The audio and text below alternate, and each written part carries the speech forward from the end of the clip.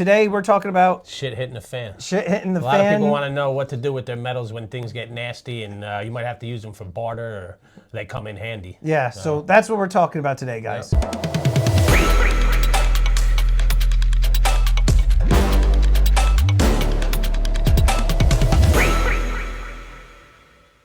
This is a constant theme throughout the stacking niche. That's why they're buying. That's why they're buying them. The end of the world scenario. What do you before they have to use it? Yeah. So to define for the viewers what SHTF is. Oh man, dollar collapsing, chaos in the streets. Yeah. No food in the supermarkets, stock markets closed, no access to bank accounts, mass power outages, you know. So anything like that where it's going to disrupt society over an extended period of time. And you may have to use your metals for barter or some type of trade system. So here's the thing, and I've seen, so I don't believe in the whole have precious metals for barter. In an SHTF scenario, I don't necessarily see our society getting to a point. Let me tell you, you're wrong. Where hold on, let me finish my conversation. I don't see it getting to a point where we're going to need to trade, 90% silver for a loaf of bread. At the dollar collapse, 100% you'd be doing that. So I'm not, just because I'm saying I'm not seeing it happening doesn't mean that I don't think that it can't happen. So I would rather have it and not need it than need it and not have it, right? Does that make sense? Yeah, sure. So in that case, because almost like insurance, essentially. Now you'll see a lot of people in the comments and all types of videos talking about SHTF that say, you can't eat your silver, you can't eat your gold, stack up on lead. You can trade it. And let me tell you, I did, it wasn't no financial collapse or anything like that, but I was here during Sandy. Yeah. And let me tell you something, man. After 5 days, these people were ready to eat each other. Yes. Okay. Yep. Shit got crazy. Yep. Okay. You didn't need metals for barter, but it was my first reality check on like what goes on in a crazy situation like that. The minute the perishable goods go bad, it's like feast or famine out there. It is. It's like pretty crazy. You saw when Hurricane Katrina happened, just the dead just laying in the streets. People were robbing, looting, breaking into homes. I mean, people get desperate, and that's what happens. When people come in here saying that, they're buying this stuff for the shit hits the fan scenario, I always tell them, I say, listen, you better know how to fist fight and defend yourself. That's a lot more important than... right. It'll get crazy fast. Right. Speaking about this stuff, I mean, I always tell people, too, Mercury Dimes. The way to go, because in those situations, Mercury Dimes, any kind of dime, not particularly Mercury, but any pre-64 dimes, the smallest denomination silver you can get. Because I'll tell you, in those situations, gold and silver would skyrocket. Yes. You'd have gold at $5,000, $6,000, $7,000 an ounce, and like, what are you gonna do with 1 ounce of gold? Right. You could trade it for higher items, a car, you know what I mean? Something crazy like that. Who knows what you would need you're not going to take an ounce of gold and trade it for a loaf of bread. No. So you'd want some small denomination stuff for barter. And some people would argue that the Roosevelt dimes are the way to go because there's less wear on them, there's more silver content, and also people are a lot more familiar with Roosevelt dimes than they are Mercury dimes. What about numismatics? You'd be breaking them out of the holders. Listen, that if you had numismatic value would go down to zero. If you had to, if we were in that type of scenario, absolutely. I mean, people would sell just about anything, or barter with anything. I had a lady once buy a gold chain off me, pretty heavy chain, and she had asked that the links weren't soldered, so she could break them off and trade them for barter. That's another thing about jewelry. You could, break off chunks. You can break off one link at a time. You know what I mean, and barter it. Yeah. Something like that. Yeah, that makks sense. I think too, and to your point, like I think I remember her telling me that it happened in her country. Oh, really? So she was, and she's done it before in her life. Should people be stacking the 50-cent pieces? Like here, we've got a collection of Benjis and Kennedys and Standing Liberty, walking. Me personally, I think you'd always be better off with the smallest denomination.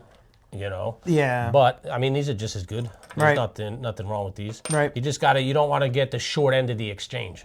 You know what I mean? You don't want silver to go to $500. I see what you did there. The exchange. Yeah.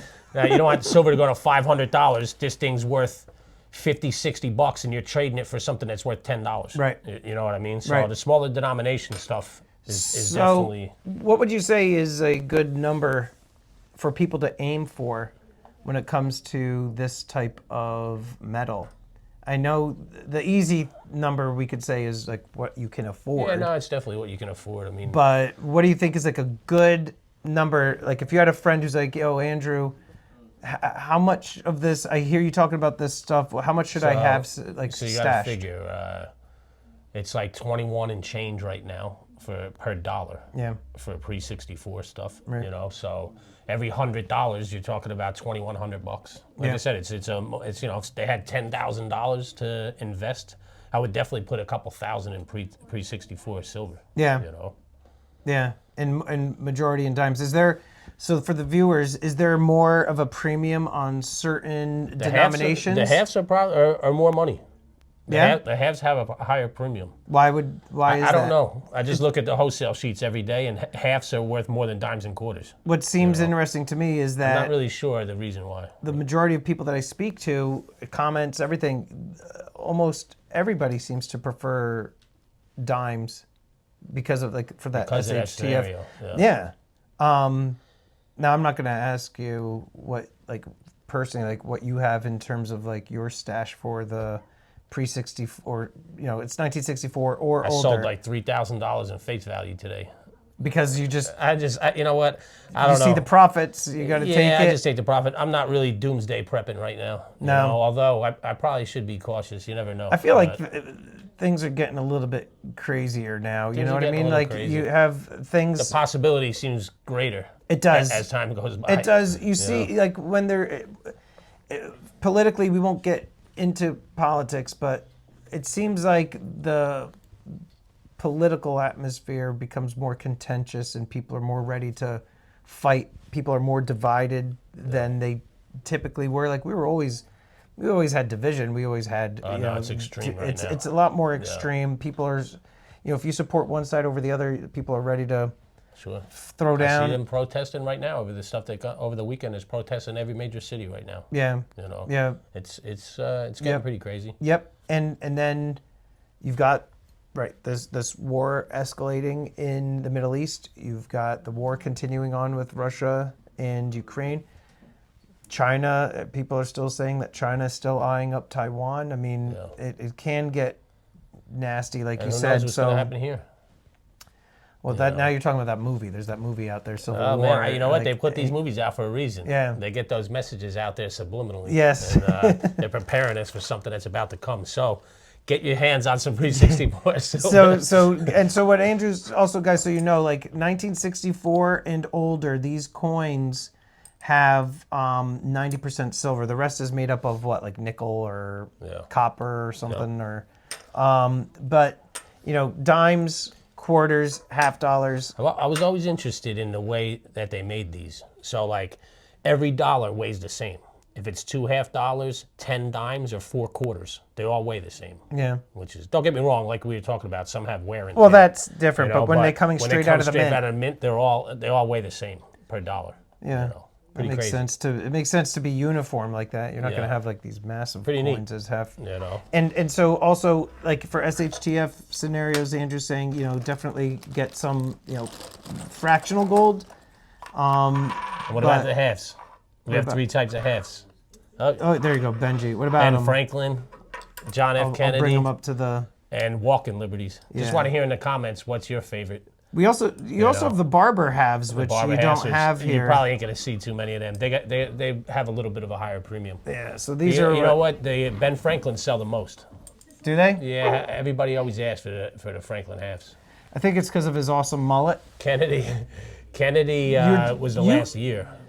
Put a 2 in the. Actually, let's see. No, we're gonna say. Andrew, grow your mullet. I think we should have Andrew grow. I need one of them outfits that he wears too. We could get you one. I think look, you could pull that off. I don't know if I could grow my hair like that. I could try. Yes, you could. I mean, I could see up close. I could see the patterns. You could totally grow We'll get you to dye your hair brown. Look like JFK. I could do that. There That's you go. easier. It looks like you from a side profile, dude. He's better looking than I Yeah, am. he's a little bit better looking than you are. But guys, let us know in the comments below too, like what value in terms of current like U.S. dollars do you have in SHTF storage? You know, $500, $100, like what? You're holding up the gold. I'm holding up the gold. Yeah, it's the same thing with gold. You want it to smaller denominations. Yeah. The 1 gram, the 5 gram, 2.5 gram. The problem is right now from a stacking perspective, while people would love to buy the 10th ounce and everything, they're expensive in terms of the premium. So for me, if I'm like, oh man, I could just buy from my wholesaler. If I'm buying 10 of these 10th ounce gold eagles, that's going to run me what, like 2,700 more or less. Expensive. They're like a 10% premium. Right. No. Or I could buy a 1 ounce gold eagle for 2,400 ish.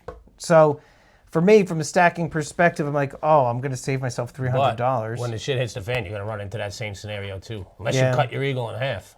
Or into fourths. Or into 4 pieces. I would struggle doing that just because I would like cut my finger off in the process of trying to do that.